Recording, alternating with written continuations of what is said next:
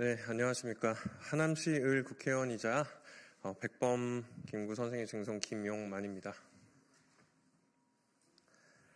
오늘은 김문수 장관이 지난 대정부 질문에서 백범의 국적을 묻는 질문에 중국인이라는 설도 있다라고 얘기한 것에 대해서 규탄을 하려고 온 자리고요. 또 이 자리에 또 함께 해주시고자 우리 이기현 의원님께서도 와주셨습니다. 그러면 기자회견문 읽도록 하겠습니다. 김문수 장관은 대한민국 장관은커녕 국민 자격조차 없습니다. 지난 2월 14일 국회 대정부 질문에서 일제강점기 김구 선생의 국적이 무엇인지 묻는 질문에 김구 선생은 중국 국적을 가졌다는 이야기도 있다. 국사학자들이 다 연구해 놓은 게 있다고 답변을 했습니다. 대체 누가 어떤 내용으로 그런 연구를 했는지 어디 가져와 보십시오.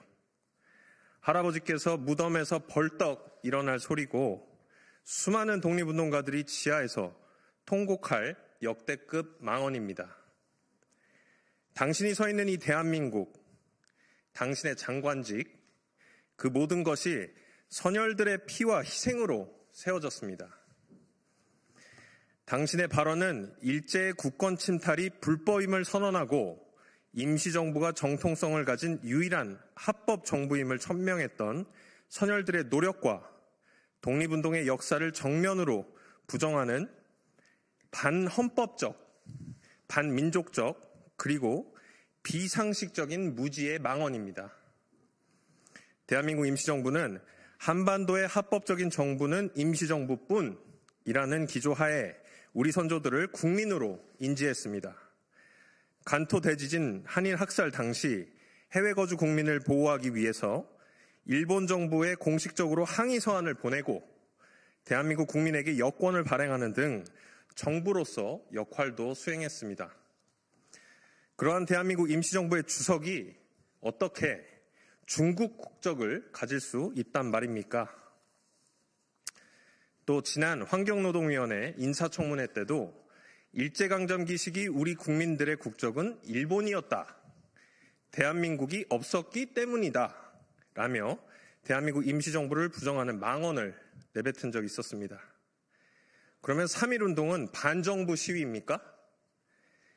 임시정부는 반국가단체이고 김구 주석은 반국가단체의 수장입니까?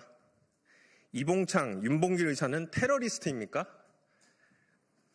윤석열 정부 국무조정실도 지난 국감 당시 한일병합조약에 대한 공식 입장을 묻는 질문에 정부는 한일강제병합조약이 우리 국민의 의사에 반하여 강압적으로 체결되었으며 따라서 원천적으로 무효라는 입장을 그간 일관되게 유지했다고 저에게 직접 답변했습니다. 쉽게 말해 일본에 복속당한 근거가 없으므로 우리 국민은 일본인이 된 적이 없는 것입니다. 그런데 대한민국 장관이라는 자가 대한민국 임시정부를 부정하고 대한민국 정부의 입장과 반대되는 국익저해 발언을 일삼고 있는 것입니다. 대체 어느 나라 장관입니까? 당신의 발언은 임시정부와 광복절을 부정하고 식민지 근대화론과 건국절을 주장하는 전형적인 뉴라이트 주장입니다. 김문수 장관에게 묻겠습니다.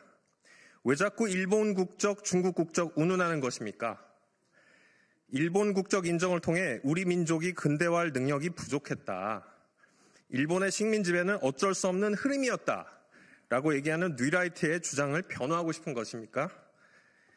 혹은 그렇게 적극적으로 해석을 해서 국익을 저해하려는 특수한 목적이 있는 것입니까? 참으로 통탄스럽습니다.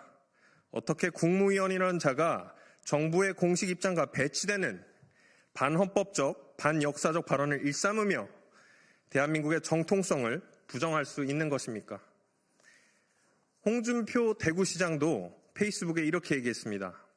김구 선생의 국적을 중국이라고 기상천외한 답변을 하는 것이 어이가 없다.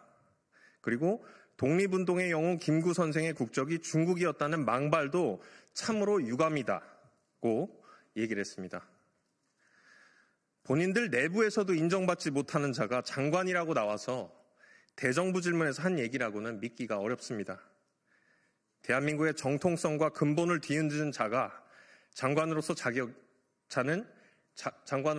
없습니다.